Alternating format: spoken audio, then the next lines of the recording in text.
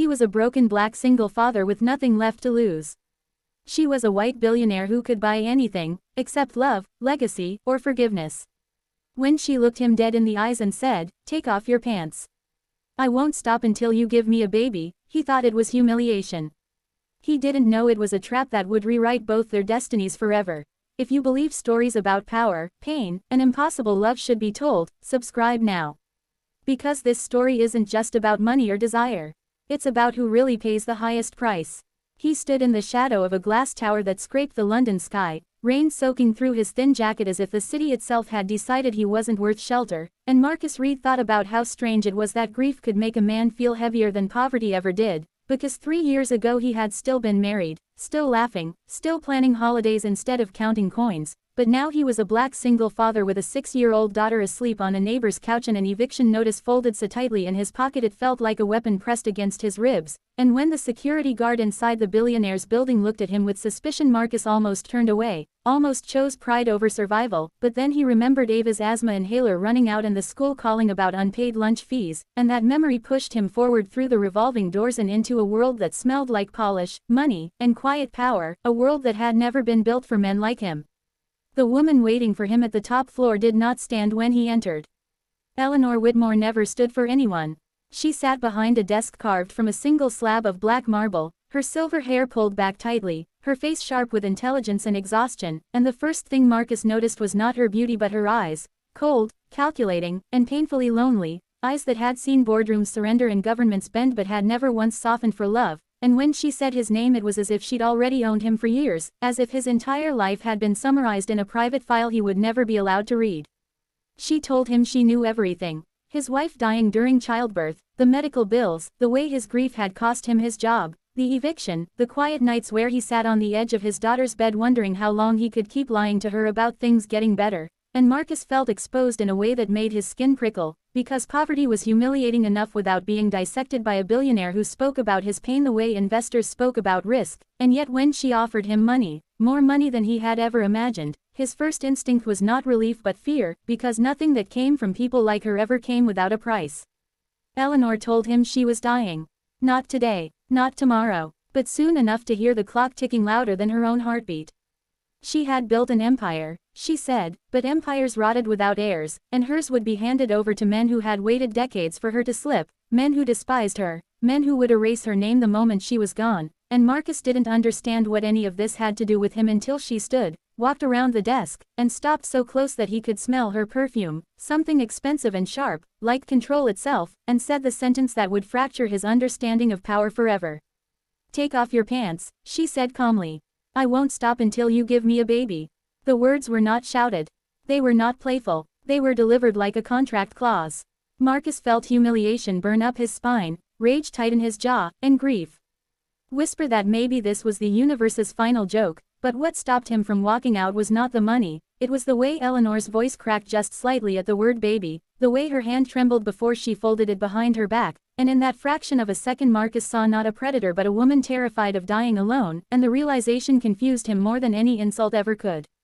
He refused her. He told her she couldn't buy his body, his dignity, or his future, and Eleanor smiled, not amused, not offended, but intrigued, and said she admired men who still believed they had choices, and then she made him an offer that changed everything. A year-long agreement, no force, no lies, full consent, and enough money to secure Ava's future forever, and Marcus walked out of the building that day knowing he had just stepped onto a path that would either save his daughter or destroy the last piece of himself he still recognized. Marcus read the contract 3 times before signing it, not because he didn't understand the words but because he didn't trust the silence between them, the spaces where morality usually hid, and when he finally put pen to paper he felt as though he were signing away not his body but his illusion of control, because the agreement was precise in ways that felt unsettling, clear boundaries, medical supervision, counseling, absolute consent at every step, and yet none of that prepared him for the psychological battlefield that awaited him once he moved into the guest wing of Eleanor Whitmore's countryside estate, a place so vast and quiet it made his small flat feel like a memory from another lifetime. Eleanor was not what Marcus expected. She did not touch him without asking. She did not gloat. She did not seduce. Instead, she observed him the way lonely people observe storms, carefully, desperately, hoping something would break the air inside them, and their conversations stretched late into the night, about loss, about race and power, about how Marcus had learned to shrink himself in rooms full of wealth while Eleanor had learned to sharpen herself in rooms full of men who wanted her gone. And slowly, against his will, Marcus realized that the real transaction was not physical at all but emotional, because Eleanor was starving for connection while he was starving for stability, and both of them were using the contract as armor against their own fear. The twist came when Marcus discovered the truth Eleanor had hidden even from her lawyers. She was not dying from illness but from a choice made decades earlier, a decision that had cost her the ability to conceive naturally, and the urgency he felt from her was not greed but regret, a lifetime compressed into a single demand for legacy, and when he confronted her she did something he had never seen her do before. She cried, openly, messily, like a woman who had finally run out of money to protect herself, and in that moment Marcus understood that power did not erase pain, it only delayed it. As weeks passed, the public learned of Eleanor's charitable mentorship, of a struggling single father, and the tabloids circled like vultures, twisting narratives, weaponizing Marcus's race, questioning his motives, and when Eleanor's board tried to force him out he stood his ground in a boardroom full of people who had never expected the poor black man to speak with clarity, intelligence, and dignity, and something shifted that day, not just in how they saw him, but in how he saw himself. The biggest betrayal came from Marcus's past, when his late wife's sister accused him of selling his soul and tried to take Ava away, and Eleanor shocked everyone by funding the legal defense not as a billionaire but as a woman who had come to love a child she was never meant to claim, and Marcus realized then that whatever this arrangement had started as, it had become something neither of them could control, something dangerously close to family. By the end of Chapter 2, Eleanor stood on the edge of scandal, Marcus stood on the edge of fatherhood once more, and both of them stood on the edge of a truth neither had planned for. The contract was ending, but the feelings were not, and the question was no longer whether a baby would be born, but what kind of world that child would inherit. The scandal broke on a gray Monday morning, the kind that made headlines feel heavier, and Marcus knew something was wrong the moment his phone began vibrating without pause, messages stacking faster than he could read them, each one another crack in the fragile world he and Eleanor had built behind locked gates and carefully worded press releases, because overnight an anonymous leak had turned their private agreement into a public spectacle, stripped of context, stripped of humanity, and repackaged as a grotesque headline about power, race, and money, and Marcus watched the news anchors speak about him as if he were a symbol instead of a father, a body instead of a man, while Eleanor sat across from him in silence, her face unreadable but her hands clenched so tightly her knuckles had gone white.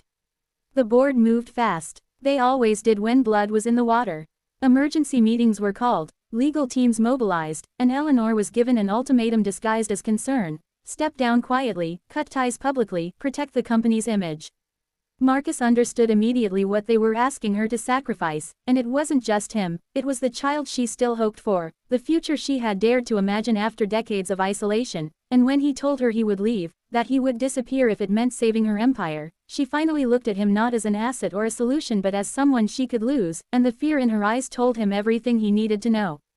The medical twist arrived not with drama but with cruel efficiency. Eleanor collapsed during a press briefing, the cameras catching only the moment her strength gave out, and the diagnosis that followed was far worse than she had ever admitted. Her condition had progressed faster than expected, the window she had clung to narrowing to almost nothing, and when the doctor spoke in measured tones about time and risk and impossible odds, Marcus felt a familiar rage rise in his chest, the same rage he had felt in a hospital corridor years earlier when another doctor had told him his wife was gone and there was nothing more to be done.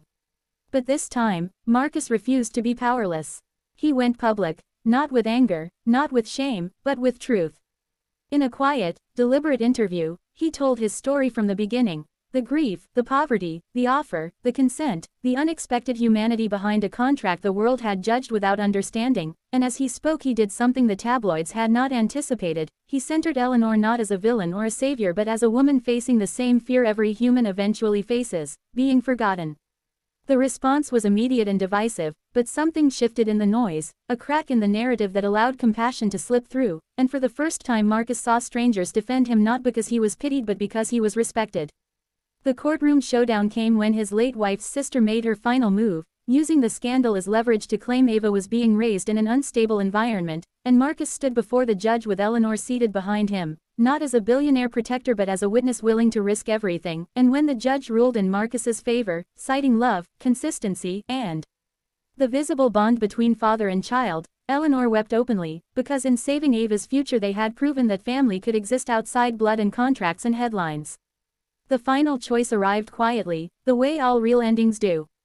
Eleanor called Marcus into her room late one night, the estate silent around them, and told him the truth she had been avoiding. The treatments had failed, the odds were gone, and there would be no biological child.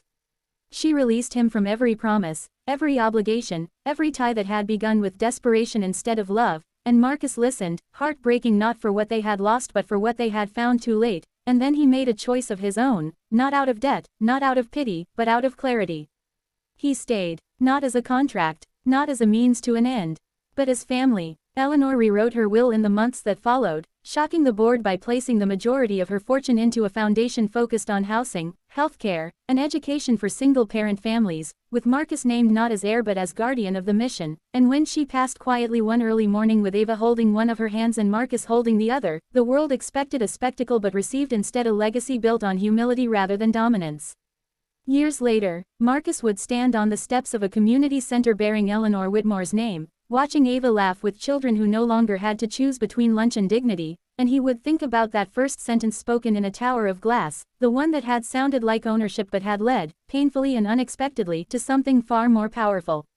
Because in the end, the thing Eleanor learned, and the thing Marcus taught the world, was this. You can buy bodies. You can buy silence. You can even buy time.